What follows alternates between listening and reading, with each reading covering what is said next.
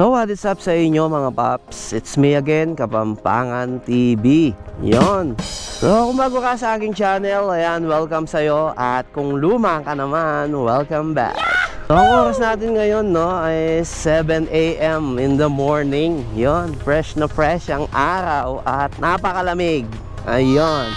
It's November 23, 2024.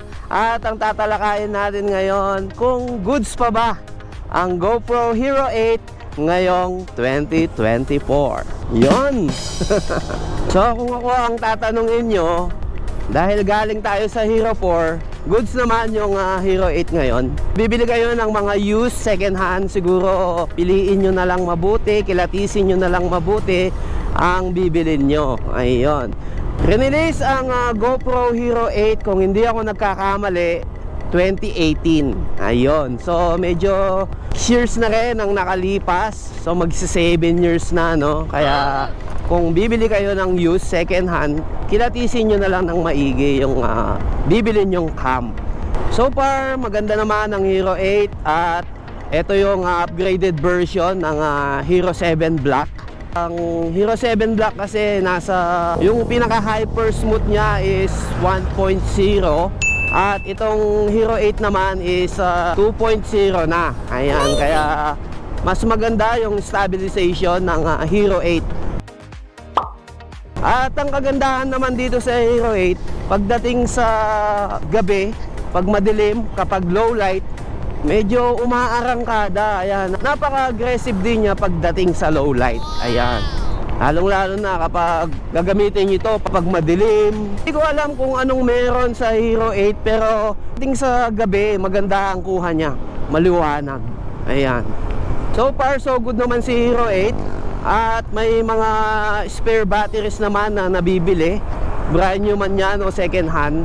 Siguro makakakuha pa rin kayo nito mga paps ng around mga 7K to 8K. Ayan. Siguro bless na kung makuha nyo is nasa 6K lang. Ayan yung mga rush na binibenta na hindi na nila magamit kesa sa may stock na lang. So nabili natin to ng 7K. Ayan, may mga kasama na siyang accessories. At may kasama pa siyang gimbal, no? Sana naman natin magagamit yung pinaka-gimbal niya mga paps, kasi yung Hyper Smooth is 2.0 na. So far so good naman, maganda. At quality yung kuha ng video niya. At pagdating sa camera, goods din ang Hero 8. Kung ako ang tatanungin nyo kung goods pa rin ba ang Hero 8 ngayon, napaka-goods, napaka-sulit pa rin gamitin ang Hero 8. Alam naman natin na galing tayo sa Hero 4 mga paps. So pagdating naman kasi sa Hero 4 mga paps, talagang ang quality ng Hero 4 napakaganda din naman. So kung babalikan nyo yung mga lalamove content natin dyan, ang gamit natin dyan ay GoPro Hero 4. Ayan. Problema lang talaga kay Hero 4 is yung stabilization or yung smooth, hyper smooth na sinasabi ng GoPro, no? Pero pagdating sa quality, nako, napakaganda pa rin ng Hero 4. Hindi ko talaga yan ipagpapalit kahit sa mga DJI Osmo Cam na action cam. Maganda talaga ang quality ng Hero 4. Ang settings natin ngayon is 1080p, 60 frames per seconds. Naka-on yung ating Hyper Smooth 2.0, pero meron pa siyang Hyper Smooth Boost. So hindi na natin kailangan yon kasi so yung 2.0 pa lang is pasado na mga paps. Ayan, so hindi na natin kailangan yung boost na yan. So siguro kung gagamitin ng Hero 8 Black, mga rough road o yung talagang mabilis ang biyahe, so far so good si Hero 8 at maganda ang quality.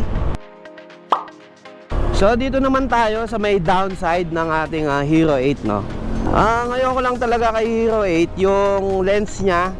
So hindi siya replaceable, hindi siya napapalitan mga paps. Yun lang ang downside ng Hero 8. Is na may mangyari sa lens nyo, so kailangan nyo ng tech ng mga GoPro. Ayan, may mga tech naman tayong pwedeng magpalit dyan. So hindi katulad kasi ng mga Hero 5, 6, 7. Ayan, kung may mangyari man sa mga lens, so may nabibili siyang spare. So pwede mo siyang palitan. Ayun, yun ang kagandahan sa mga 5, 6 at 7, 9 pataas. Ayan. Hindi ko lang alam no, bakit no, ba't ginawa ng GoPro yung sana pinarehas na lang sa mga past or present na GoPro na inilabas niya. Kasi malaking bagay kasi yung napapalitan yung lens eh. Kaya if ever, kung balak nyo bumili ng Hero 8, ito lang yung pinaka downside niya para sa akin. Siguro ingatan nyo na lang din yung kanyang lens. Ayan, iiwasan nyo siyang magasgas or mabasag, no? Mag-ingat na lang din. Yun lang naman. So nasa pag-iingat at nasa paggamit lang naman siya. So far so good naman si Hero 8, as you can see. Ayan. So ulitin ko, yung ating settings ngayon is 1080p, 60 frames per seconds. Ayan, naka Hyper Smooth 2.0 tayo. Ayun. Kung gagamitin nyo si Hero 8 bilang pang motovlog, mas okay din naman siya. Hindi naman siya prone sa mga overheating tulad ng mga 9, 10 pataas, no? May mga overheating issue sila. Pero may paraan naman lahat ng issue. Ayan. May paraan yan kung paano may iwasan. Ang kagandahan lang kasi kay Hero 8, so pwede siyang pang personal vlog na kahit hindi mo siya ipang motovlog, wala siya sa helmet mo. Pwede yung pang family video, mga memories. Mas okay siya. Hindi mo na kailangan ng case para i-mount mo siya. Meron na siya kaagad na paa para ipag-mount. Ayun, yun ang kagandahan doon. So parang mga Hero 9 na din, 10, ganyan, yung mga upgraded, mga highest level na mga GoPros ngayon. So sumasabay pa din naman si Hero 8 pagdating sa mga stabilization at saka video quality. So far naman kahit si Hero 7, okay pa din naman si Hero 7 eh. Kahit si Hero 5, okay pa din naman yan. Si 6, okay pa din naman yan. Ang kagandahan lang talaga kay Hero 8, yung 2.0 Hyper Smooth. Ayun. Tsaka may boost pa rin siya. Ayan, if ever na gusto nyong gamitin, ayan, pang trail, ayan, pang hiking na medyo maalog. Ayan, so may boost ang kanyang Hyper Smooth. So yun lang mga paps, ayan. At kung bago ka sa aking channel, ayan, welcome sa'yo. At kung luma ka naman, welcome back. So me again, Kapampangan TV. Peace out. Boom!